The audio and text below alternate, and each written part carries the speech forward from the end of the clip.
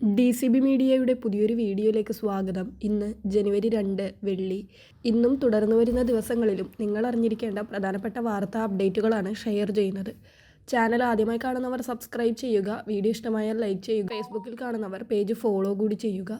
ആദ്യത്തെ അറിയിപ്പ്, സമഗ്ര വോട്ടർ പട്ടിക പരിഷ്കരണം നടത്തിയതിനെ തുടർന്ന് നിയമസഭാ കരട് പട്ടികയിൽ ഉൾപ്പെട്ട 14.5 ലക്ഷത്തോളം പേർക്ക് ഹിയറിംഗ് നോട്ടീസ് തയ്യാറായിരിക്കുകയാണ്. ബൂത്ത് ലെവൽ ഓഫീസർമാർ വോട്ടർമാരുടെ വീട്ടിലെത്തി നോട്ടീസ് നൽകാനുള്ള നടപടിക്കും തുടക്കമായി. തിരുവനന്തപുരം ജില്ലയിൽ മാത്രം 4 ലക്ഷത്തോളം പേർക്കാണ് നോട്ടീസ് നൽകുക. 2 മുതൽ 3 ആഴ്ച വരെ സാവകാശമാണ് ഓരോ ഹിയറിംഗ് നോട്ടീസിലും ഉള്ളത്.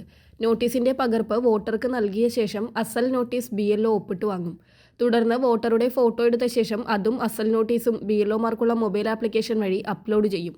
അതത് പോളിംഗ് ബൂത്തുകൾ പ്രവർത്തിക്കുന്ന കെട്ടിടങ്ങളിൽ തന്നെയാണ് ഹിയറിംഗ്. 1987-നും 2004-നും ഇടയിൽ ജനിച്ചവരാണെങ്കിൽ അച്ഛൻ്റെയും 2004-ന് ശേഷം ജനിച്ചവരാണെങ്കിൽ അച്ഛൻ്റെയും അമ്മയുടെയും രേഖകൾ ഹാജരാക്കണം. അടുത്തറിയിപ്പ്, ഫാസ്ടാഗുകൾക്ക് KYV അഥവാ നോ യുവർ വെഹിക്കിൾ നിർബന്ധമാക്കിയത് ദേശീയപാത അതോറിറ്റി പിൻവലിച്ചിരിക്കുകയാണ്. കാറ്, ജീപ്പ്, വാൻ എന്നിവയ്ക്ക് ഫെബ്രുവരി 1 മുതൽ അനുവദിക്കുന്ന ഫാസ്ടാഗുകൾക്കാണ് ഇളവ്. ഒന്നിലേറെ വാഹനങ്ങൾക്ക് ഒരേ ഫാസ്ടാഗ് ഉപയോഗിക്കുന്നതുൾപ്പെടെ ദുരുപയോഗം തടയാനായിരുന്നു KYV ഏർപ്പെടുത്തിയത്.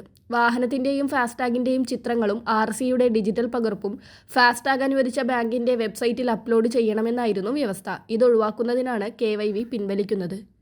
അടുത്ത അറിയിപ്പ്, ജനുവരി 1 മുതൽ UPI, ഡിജിറ്റൽ പേയ്മെൻറ്റുകൾ എന്നിവയുടെ നിയമങ്ങൾ ബാങ്ക് കർശനമാക്കാൻ ഒരുങ്ങുകയാണെന്ന റിപ്പോർട്ടുകളാണ് പുറത്തുവരുന്നത്. രാജ്യത്ത് വ്യാപകമായി കൊണ്ടിരിക്കുന്ന തട്ടിപ്പ് കേസുകൾ തടയുന്നതിന് സിം വെരിഫിക്കേഷൻ നിയമങ്ങളും കർശനമാക്കും. വാട്സാപ്പ്, ടെലഗ്രാം, സിഗ്നൽ തുടങ്ങിയ ആപ്പുകൾ വഴിയുള്ള സാമ്പത്തിക തട്ടിപ്പുകൾ വർദ്ധിച്ചു വരുന്നതായി റിപ്പോർട്ടുകളുണ്ട്. ഇത് കുറയ്ക്കുന്നതിനാണ് ഈ നടപടികൾ സ്വീകരിക്കുന്നത്. SBI, PNB, HDFC ബാങ്ക് എന്നിവ കുറച്ച വായ്പാ നിരക്കുകൾ 2026 ജനുവരി മുതൽ പ്രാബല്യത്തിൽ വരുത്തുമെന്നും റിപ്പോർട്ടുകളുണ്ട്.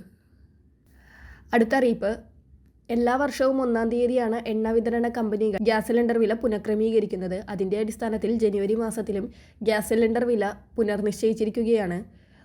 സിലിണ്ടറുകളുടെ വില വർദ്ധിപ്പിച്ചിരിക്കുകയാണ് എണ്ണ കമ്പനികൾ. 19 കിലോഗ്രാം വരുന്ന വാണിജ്യ LPG സിലിണ്ടറുകളുടെ വിലയാണ് 111 രൂപയായി വർദ്ധിപ്പിച്ചിരിക്കുന്നത്. ഇന്നലെ മുതൽ വില പ്രാബല്യത്തിൽ വന്നു കഴിഞ്ഞു. 14 കിലോ ഗാർഹിക LPG ഗ്യാസ് സിലിണ്ടറുകളുടെ വിലയിൽ മാറ്റമില്ലാതെ തുടരുകയാണ്.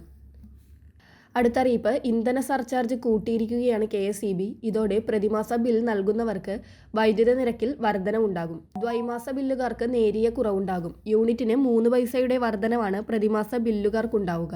കഴിഞ്ഞ മാസം 5 പൈസയായിരുന്നത് ഈ മാസം 8 പൈസയായാണ് കൂട്ടിയത്. അതേസമയം ദ്വൈമാസ ബില്ലുകാർക്ക് കഴിഞ്ഞ മാസം യൂണിറ്റിന് 8 പൈസയായിരുന്നത് ഈ മാസം 7 പൈസയായി കുറഞ്ഞു.